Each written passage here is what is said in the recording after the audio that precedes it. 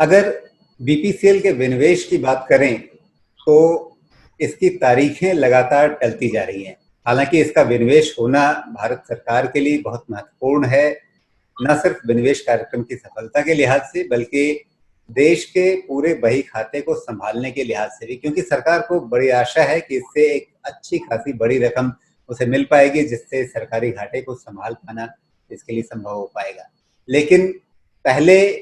सरकार की ओर से एक लक्ष्य दिया गया था कि मार्च 2020 तक ही यह विनिवेश पूरा हो जाएगा। उस समय ही संदेह जताए गए थे कि शायद ऐसा नहीं हो पाएगा। फिर सारे देश में जिस तरह से कोरोना वायरस की महामारी की स्थितियां बनी, उनके चलते ये लक्ष्य अपने आप ही सबने मान लिया कि हाँ, इसकी कोई चर्चा करना बेकार है। लेकिन अब वित्त वर्ष 2020-21 में भी यह विनिवेश पूरा हो पाएगा या नहीं हो पाएगा, इसको लेकर के संदेह के बादल खड़े हो गए हैं। और इसका कारण यह है कि तीसरी बार इसकी बोली के लिए समय सीमा बढ़ा दी गई है। अब ये समय सीमा हो गई है 30 सितंबर। तो आखिर बार बार इन तारीखों के टलने का मतलब क्या है और आगे आखिर कब तक बीपीसीएल का विनिवेश संभव हो पाएगा, इसके बारे में चर्चा करते हैं जाने माने ऊर्जा विशेषज्ञ नरेंद्र तनेजा से। उनकी दोहरी भूमिका भी है, वो भाजपा के राष्ट्रीय प्रवक्ता भी हैं, तो इस लिहाज से न सिर्फ वो एक ऊर्जा क्षेत्र के विशेषज्ञ की हैसियत से अपनी बातें सामने रखेंगे, अपने दृष्टिकोण को सामने रख पाएंगे, बल्कि सरकार क्या सोच रही है, सरकार की तरफ से जो बातें चल रही हैं या उसके मन में जो कुछ है या सरकार की परेशानियां क्या हैं, शायद उन बातों को भी हमारे सामने रख पाएंगे। तनेजा जी, स्वागत है आपका। सबसे पहले तो यही, जो लगातार तीसरी बार समय सीमा टालने की नौबत आई, ये नौबत क्यों आई? देखिए, ये टालने की नौबत की जगह इसको देखना हमको ये पड़ेगा कि पहला तो यह है कि इसको लेकर के कि बीपीसीएल के अंदर विनिवेश करना है, इसको लेकर के सरकार का फैसला बिल्कुल जो है दृढ़ है और उसको लेकर के जो भी कार्रवाई सरकार के हिसाब से, कानून के हिसाब से, नीतियों के हिसाब से, माहौल बनाने के हिसाब से तैयार, वो सब कुछ पूरा हो चुका है। और बीपीसीएल आपको जैसा कि पता ही है, हमारे देश में जितनी भी तेल की कंपनियां हैं या जितनी भी सरकारी कंपनी है, उसके अंदर बीपीसीएल, अगर आपने कुछ एक कंपनी जिनको आप हीरा कह सकते हैं कि बिल्कुल एकदम जो है एक चमकते हुए हीरे की तरह, तो बीपीसीएल उनमें से एक कंपनी है। अब हमने ये, सरकार ने तो पहले एक तारीख दी थी और उसका माहौल भी बना था। हालांकि उस समय भी जो पार्टी के अंदर हमारे जैसे लोग हैं जो थोड़ा जानते हैं इस विषय को, हमने कहा था शायद ये थोड़ा जल्दी हो जाएगी, क्योंकि जब आपने इतनी अच्छी कंपनी जो है उसका विनिवेश करना है तो ये बहुत आवश्यक है कि थोड़ा उसकी तैयारी की जाए, समय भी दिया जाए और ये भी देखा जाए कि विनिवेश करने का जो रोड मैप है वो रोड मैप क्या होना चाहिए। अब इसी दौरान हमने ये देखा कि भाई पूरी भारत में ही नहीं, पूरी दुनिया के अंदर कोरोना वायरस का जो हड़कंप आ गया, पूरी दुनिया की अर्थव्यवस्था खराब हो गई। हमने खासतौर से जो तेल की कंपनियां पूरी दुनिया के अंदर है, उनका वैल्यूएशन भी नीचे चला गया, तेल की खपत नीचे चली गई, कच्चे तेल की कीमतें बिल्कुल ऐसी जगह पहुंच गई जहां तक इतिहास में नहीं पहुंची थी। तो ऐसे हालात बन गए। अब स्थिति थोड़ी सी पहले से बेहतर होने लगी है, पूरी दुनिया के अंदर तेल का कंजम्पशन बढ़ चुका है कुल मिलाकर के, लेकिन अभी स्थिति नॉर्मल नहीं हुई है। इसीलिए आपने देखा कि उस तारीख को दोबारा बढ़ाया गया क्योंकि बहुत आवश्यक है। बीपीसीएल जो है, हमारी पार्टी सरकार हमारी है, हमारी पार्टी को जनता ने मैंडेट दिया है कि आप जाकर के काम करिए, उसी के तहत विनिवेश का कार्यक्रम चल रहा है। तो ये सरकार की दुगनी जिम्मेदारी हो जाती है कि जो उसका एक्चुअल वैल्यूएशन है, ये जो जैसे मैंने कहा बीपीसीएल एक हीरा है, उसकी जो असली कीमत है वो भारत की जनता को मिलनी चाहिए, अर्थात सरकार के माध्यम से जनता को मिलनी चाहिए। और अभी जिस हिसाब से देखा कि तमाम कंपनियां जो हैं, उन्होंने ये सरकार को कन्वे करा है कि वो इसमें रुचि रखती हैं और वो छोटी मोटी कंपनियां नहीं हैं, वो एक्सॉन मोबिल जैसी कंपनियां हैं, वो अबू धाबी नेशनल ऑयल जैसी कंपनियां हैं, वो रोसनेफ्ट रशिया की, वो ऐसी कंपनियां, भारत की कुछ कंपनियां हैं। तो इसीलिए यहां तक इसकी बात है जिसको कि भाई रुचि रखने वाली कंपनी, उसकी तो कोई कमी नहीं है। लेकिन साथ में ये भी अभी थोड़ा इस पर चल रहा है कि कुल मिलाकर के बीपीसीएल को एज एक ब्लॉक, एक खंड के तहत ही बेच देना चाहिए या उसकी जो बिजनेस है उसके 3 हिस्से कर देने चाहिए। जैसे कि जो उनकी जितनी भी रिटेल बिजनेस है, जिसमें ज्यादातर विदेशी कंपनियां रुचि रखती हैं, जो रिटेल बिजनेस है, डिस्ट्रीब्यूशन बिजनेस है, उसमें उनकी सबसे ज्यादा रुचि है। क्योंकि जिस तरह का डिस्ट्रीब्यूशन नेटवर्क और रिटेल नेटवर्क बीपीसीएल का है, वो आप जो भी इसमें आएगा उसको रातों रात जो है दुनिया के सबसे बड़ा जो आज तेल का बाजार है और आने वाले 30 साल में दुनिया का सबसे बड़ा तेल का बाजार होने वाला है, उसका इस इतना बड़ा मंच मिल जाएगा ओवरनाइट। पैसा उनको देना पड़ेगा लेकिन मंच मिलेगा। दूसरी जी, तरफ जो लेकिन बीपीसीएल की रिफाइनिंग बिजनेस है वो भी इनकी बहुत अच्छी है, लेकिन उसमें क्या है, अगर रिफाइनिंग बिजनेस को अलग कर दिया जाए, जो एलएनजी बिजनेस है मोजम्बिक वगैरह के अंदर, क्या उसको अलग कर दिया जाए और साथ में रिटेल को अलग कर दिया, तब क्या ज्यादा अच्छा जो इसका पैसा मिलेगा। इस पे लेकर के अभी भी काफी हद तक मन बन चुका है, लेकिन थोड़ा सा मंथन अभी भी इस पे चल रहा है। लेकिन एक बात तय है कि उसका विनिवेश करना है और साथ में ये भी पक्का करना है, समय लग जाए तो लग जाए, लेकिन ये पक्का करना है कि देश की जो ये धरोहर है, ये जो हीरा है, जो जनता का है, 136 करोड़ भारतीयों का, इसकी सही कीमत लेकर के जनता को दी जाए। जी, जो आपने अभी कहा कि अलग अलग टुकड़ों के हिसाब से भी इसका विनिवेश किया जा सकता है, तो क्या अभी जो बोली की प्रक्रिया जो 30 सितंबर जिसकी आखिरी तारीख है, क्या उस बोली की प्रक्रिया में ये अलग अलग सेगमेंट के हिसाब से आप बोलियां रखें, इसकी व्यवस्था की गई है, या अभी जो बोली का फॉर्मेट बनाया गया है उसमें कंपोजिट तरीके से आप पूरे बीपीसीएल के लिए बोली रखने का प्रावधान लेकर के चल रहे हैं? अभी आज की तारीख में बोली का फॉर्मेट क्या है? नहीं, अभी तक जो जितनी भी कंपनियों की बातचीत हुई है, जितने कंपनियों ने अपनी रुचि पैदा करी है, उसमें उन्होंने अपना हिसाब से उसका असेसमेंट किया है, उस सबको सुन लिया गया है, उस सबको सुन लिया गया है, उसका भी अध्ययन किया जा रहा है। जैसे मैंने कहा, सर, विनिवेश का जो पूरा जो कोशिश है वो ये है कि जिससे उसका वैल्यूएशन सही मिले। लेकिन जैसे मैंने कहा कि ये अभी जितनी कंपनी आ रही हैं, अधिकांश कंपनी क्या, लगभग सब कंपनी जो आ रही हैं, जो बीपीसीएल में रुचि रख रही हैं, उनमें से लगभग सभी कंपनियों की जो रुचि है वो भारत के बाजार में है, अर्थात रिटेल डिस्ट्रीब्यूशन नेटवर्क उनको चाहिए। और कुछ ऐसी है जिन्होंने इस बात को बिल्कुल स्पष्ट कहा है कि उनको जो एलएनजी बिजनेस है, जो बहुत बड़ा हिस्सा है, उसमें उनकी रुचि नहीं है, यानी जो देश के बाहर है, तो उसमें उनकी कुछ ऐसा उन्होंने कन्वे करा है। तो इसको लेकर के थोड़ी सरकार फ्लेक्सिबल है, लेकिन कुल मिला के ये तय है कि मैं भी जानता हूं और सरकार में सभी लोग जानते हैं कि एक्चुअल इसकी कीमत कितनी होनी चाहिए। अगर वो कीमत मिलती है और उसके बाद जो कंपनी लेती है उसके बाद में जाकर के उस बिजनेस से एग्जिट करना चाहती है, और इस तरह का वो अनुबंध भारत सरकार से चाहती है कि उनको इस बात की इजाजत होगी, वो अभी कंपोजिट मतलब पूरी कंपनी को ले लेंगे, लेकिन उसके बाद वो एग्जिट कर सकते हैं, रिटेल से कर सकते हैं, रिफाइनिंग से कर सकते हैं, या एलएनजी से कर सकते हैं। तो वो उस तरह की ये भी साथ में शामिल, कुल मिलाकर के अभी काफी फ्लेक्सिबल है। लेकिन असली, जैसे मैंने कहा, फोकस इस बात को लेकर के है कि कंपनी का जो सही वैल्यूएशन है वो हर हालत में मिलना चाहिए। लेकिन जो आज जो बाजार की कीमत है, आज जो वैल्यूएशन है, आज जो तेल की कीमत है पूरी दुनिया के अंदर, आज जो जिस हिसाब से लोग तेल को देख रहे हैं, उसमें जो है थोड़ी चुनौतियां जरूर आ गई। मुझे लगता है कि थोड़ा अगर समय सही होगा तो कीमत वही मिलेगी जो जिसका अनुमान है।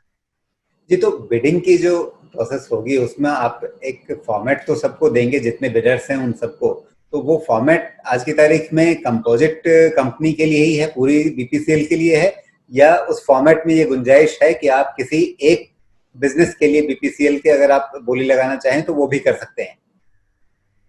नहीं, देखिए कि जो जब इतनी बड़ी कंपनी की आप वो करते हैं, आप जिसको बोलना चाहिए कि कौन उसमें रुचि रखता है, तो आप बहुत सारी बातचीत करते हैं। ये छोटी मोटी कंपनी की तो बात है नहीं जहां पे आपने जो है एक फिक्स कर दिया और कह दिया भाई इसी के अंदर आकर के आपको फिट होना है, अगर आप नहीं होते तो आप बाहर हो जाएंगे। ऐसे नहीं होता है। तेल बिजनेस के अंदर हमने देखा है, जैसे खनन के अंदर भी जो नई ओपन लाइसेंसिंग पॉलिसी भारत सरकार लेकर के आई, नरेंद्र मोदी सरकार लेके आई, उसमें बिल्कुल कंपनियों को कहा कि आप बताइए आप कहाँ पे खनन करना चाहते हैं, कितने इलाके में करना चाहते हैं, कहाँ आपको लगता है आपको इसमें तेल मिल पाएगा, और उसके हिसाब से सरकार ने काफी हद तक चीजों को कस्टमाइज किया जिससे वो आए। तो जब इतनी बड़ी आप विनिवेश की बात करते हैं, इतनी बड़ी कंपनी की बात करते हैं, तो आप बहुत रिजिड नहीं होते हैं और आप ये देखते हैं कि भाई कौन है जिसको जो है वास्तव में भारत के बाजार में रुचि रखता है या इस कंपनी में रुचि रखता है, और वो आकर के उसकी कीमत देने को तैयार है। अगर वो थोड़ी फ्लेक्सिबिलिटी भारत सरकार से उम्मीद करता है तो उसके बारे में बातचीत की जाती है। देखिए, ये फ्लेक्सिबिलिटी, ये लचीलापन जो है वो प्री बिडिंग बातचीत तक के लिए तो बहुत अच्छी बात है, लेकिन जब आप बिडिंग की प्रक्रिया शुरू करते हैं तो वहां पर तो आपको एक फॉर्मेट देना पड़ेगा। वो एक फॉर्मल फॉर्मेट होगा जिसके अंदर ही जितने भी दावेदार होंगे वो सभी अपनी बोली लगाएंगे, अपनी बिड करेंगे।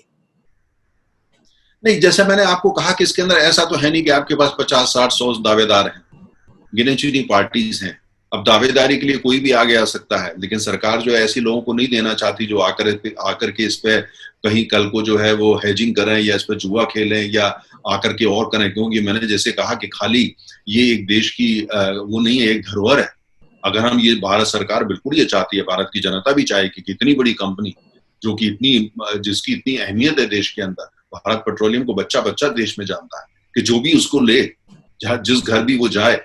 वो बड़ी इज्जत के साथ रहे और वहां फले फूले और उसका सम्मान बना रहे। ये नहीं कि कोई स्पेकुलेटर उसको आकर के ले ले और कल जाकर के उसका बाजार खोल दे, दुबई में जाके या लंदन में जाके या न्यूयॉर्क में जाके। ये तो भारत नहीं चाहेगा। मूल्यांकन सही मिले, सही कीमत मिले, इसका ध्यान रखना सबसे जरूरी है। तो इस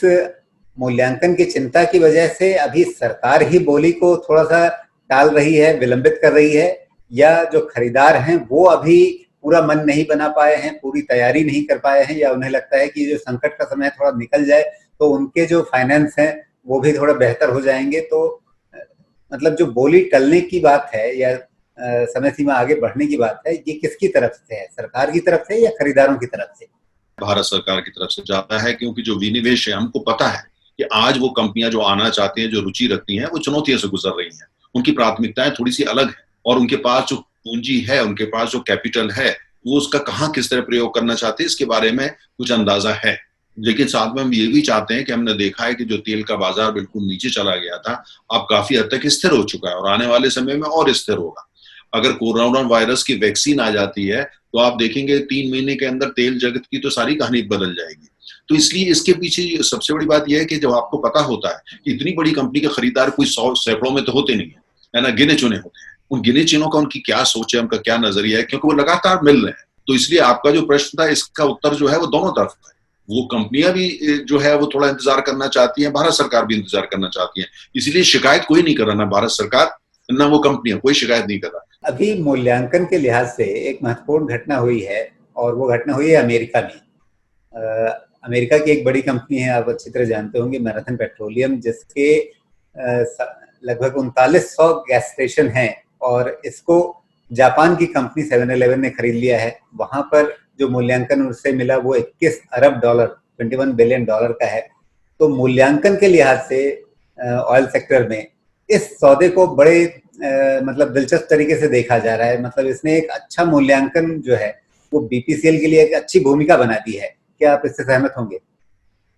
देखिए, जो मैराथन की आप डील की बात कर रहे हैं, अमेरिकी बाजार को उसके लिए समझना पड़ेगा। आने वाले 30 साल में अमेरिका का बाजार जो है, क्या उसका विस्तार होने वाला है, क्या वहां मांग बढ़ने वाली है, क्या वहां का ग्राहक ज्यादा पैसे देने को तैयार होने वाला है, उसके बारे में पूरी निश्चितता के साथ कुछ कहा नहीं जा सकता। लेकिन जहां तक भारत का बाजार है, अगर आने वाले समय के अंदर 10 साल में भी, 5 साल में भी, 15 साल में भी, 20 साल में, जहां आप लगभग गारंटी दे सकते हैं कि ये बाजार का जबरदस्त विस्तार होगा, यहाँ पे पेट्रोल डीजल की जबरदस्त मांग बढ़ेगी, यहाँ पे middle class, upper middle class के अंदर कारों की जो थोड़ा जो मांग है वो और बढ़ने वाली है, और भारत में जहां आज लगभग 5 मिलियन बैरल्स जो है तेल का रोजाना की खपत होती है, वो आने वाले समय में 9 मिलियन बैरल्स की होने वाली है। 5 मिलियन से सीधा 9 मिलियन, और उसका ज्यादातर प्रयोग जो है वो कारों, ट्रकों, बसों और वाहनों इन्हीं के लिए होने वाला है। तो इसीलिए जो ऐसा बाजार जहां पे ये निश्चित है, पक्का है कि ये होने ही वाला है, एक्सपेंशन, विस्तार। अमेरिका जो है सैचुरेटेड मार्केट है, अमेरिका की जो मार्केट है वो मतलब सीलिंग को टच कर चुकी है, आगे विस्तार उसका नहीं होना, लेकिन भारत में होना है। तो इसीलिए जो है वैल्यूएशन जो है, जो भी वैल्यूएशन बीपीसीएल का किया जाएगा वो इस हिसाब से होगा कि आने वाले 20 साल के अंदर ये कंपनी जो इसमें निवेश करने आ रहे हैं उसको रिटर्न ऑन इन्वेस्टमेंट कितना देने वाली है। जो अमेरिका में मैराथन में रिटर्न ऑन इन्वेस्टमेंट उतना नहीं मिलेगा, उससे कहीं ज्यादा, कई गुना ज्यादा बीपीसीएल पे मिलेगा। जी बिल्कुल। तो बीपीसीएल की संभावनाएं जो हैं, भारतीय बाजार की जो संभावनाएं हैं, वो मैराथन के मुकाबले कहीं बेहतर है। तो इसलिए क्या ये माना जाए कि जब बीपीसीएल का सौदा होगा, उसकी बिक्री होगी, तो वो मैराथन पेट्रोलियम के मूल्यांकन से भी कहीं बेहतर मूल्यांकन पर होगी? देखिए, इसलिए मैं कंपैरिजन, अगर आप यूनिट टू यूनिट या उसके हिसाब से करेंगे तो वो एक बात अलग होगी। हमको देखना पड़ेगा कि दोनों का इसलिए वो नहीं हो सकता कि मैराथन जो है वो दोनों में काफी एक्टिव है, और जैसे मैंने कहा कि कंसंट्रेशन उनका जो रिटेल का है वो कुछ खास ज्योग्राफी के अंदर है, अमेरिका के अंदर ही, जबकि बीपीसीएल का जो पूरे देश के अंदर जो है वो फुटप्रिंट है उसका। तो इसलिए जो वैल्यूएशन यहाँ पे जो वो भारतीय परिस्थितियों के हिसाब से होगा, और साथ में इस बात से भी होगा कि कंपनी कितनी बेहतर है। तो मुझे ऐसा लगता है कि जो स्टैंड अलोन इसमें हमने एक बिल्कुल स्टैंड अलोन नजर से देखना पड़ेगा। और मैं बहुत ज्यादा इसको, चाहे वो मैराथन की डील हो या अन्य और डील भी कुछ ऐसी 2-3 हुई हैं, इसलिए हुई हैं क्योंकि बाजार में थोड़ी दिक्कत आ गई थी, तो उनसे कंपैरिजन मैं नहीं करूंगा। मेरा मानना है कि आज की तारीख में पूरी दुनिया के बाजार के अंदर अगर कोई ऐसी कंपनी है जो रिटेल के हिसाब से, डिस्ट्रीब्यूशन के हिसाब से या डाउन स्ट्रीम के लिहाज से आज के लिहाज से सबसे ज्यादा आकर्षक कंपनी है,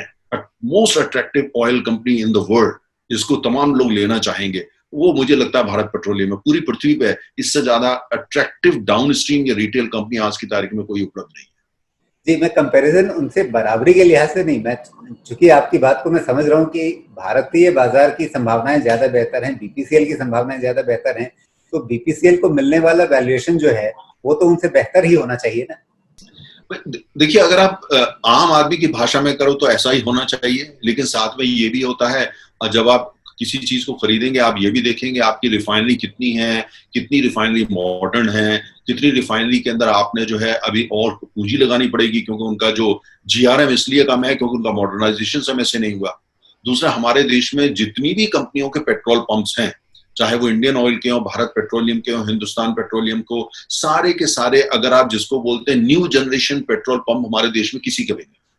सबके सब पेट्रोल पंप जितने भी हैं, अगर आप उनको जो है जर्मनी के अंदर या डेनमार्क में या पश्चिम के देशों से तुलना करें कि जब आप पेट्रोल लेने जाते हैं तो क्या अनुभव होता है, कुल मिलाकर के कितना एफिशिएंट होता है, कितना मॉडर्न होता है, उसका अर्थशास्त्र कितना जो है एफिशिएंट होता है, उससे अगर भारत में जो पेट्रोल पंप से तुलना करें तो हम 10 साल से भी ज्यादा पीछे हैं, कुछ जगह तो हम 18-18 साल पीछे हैं। तो जो भी नई कंपनी आएगी और विदेशी कंपनी अगर आती है तो वो जाहिर है कि यहाँ पे मॉडर्नाइजेशन करेगी, उसको वो लगभग वही ग्राहक को वो अनुभव देना चाहेगी, वो फील देना चाहेगी जो विदेशों में होती है। उसमें उसकी कितनी पूंजी लगेगी, कितना उसका जो है विस्तार करने में पैसा खर्च होने वाला है।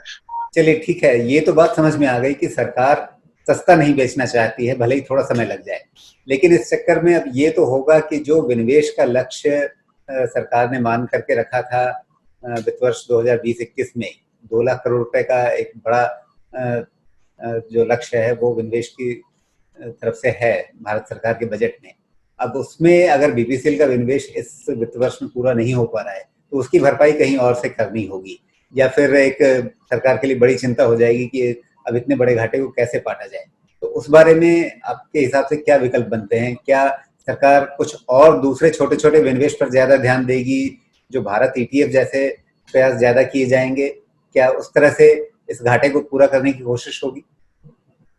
नहीं, पहली बात तो मेरा ये मानना है, देखिए अभी हम अगस्त की पहले हफ्ते में ही हैं, तो अभी तो हमारे पास बहुत समय बाकी है, लगभग 3 क्वार्टर बाकी हैं, 3 तिमाही लगभग बाकी हैं अगर आप थोड़ा सा लचीले होकर के इसमें दें। और अगर कोरोना वायरस की स्थिति आने वाले 3 महीने में भी सुधर जाती है तो मुझे लगता है कि बीपीसीएल का जो विनिवेश है वो आगे बढ़ जाएगा, और उसमें जो है क्योंकि बाकी तैयारी हो चुकी है, जो आपने जो चर्चा करी कि भाई अगर नहीं होता तो कैसे सरकार करेगी, उसके बारे में कुछ विचार हैं, उस पर उन विचारों पर साथ साथ काम किया जा रहा है, क्योंकि अगर थोड़ा बहुत विलंब इसमें ज्यादा हो भी जाता है तो कोई बात नहीं है, लेकिन जैसे मैंने कहा अभी तो अगस्त ही है, अभी तो हमारे पास बहुत समय बाकी है, 3 महीने अगले साल के बाकी हैं और लगभग जो है 5 महीने इस साल के बाकी। जी, तो अभी पूरी तरह से ये मान लेना ठीक नहीं होगा कि इस वित्त वर्ष में बीपीसीएल का विनिवेश पूरा नहीं हो पाएगा। 8 महीने का समय बहुत बड़ा समय होता है राजीव जी। जी, तनेजा जी, आपने ये सारी बातें समझाई हमारे दर्शकों के लिए, आपका बहुत बहुत धन्यवाद।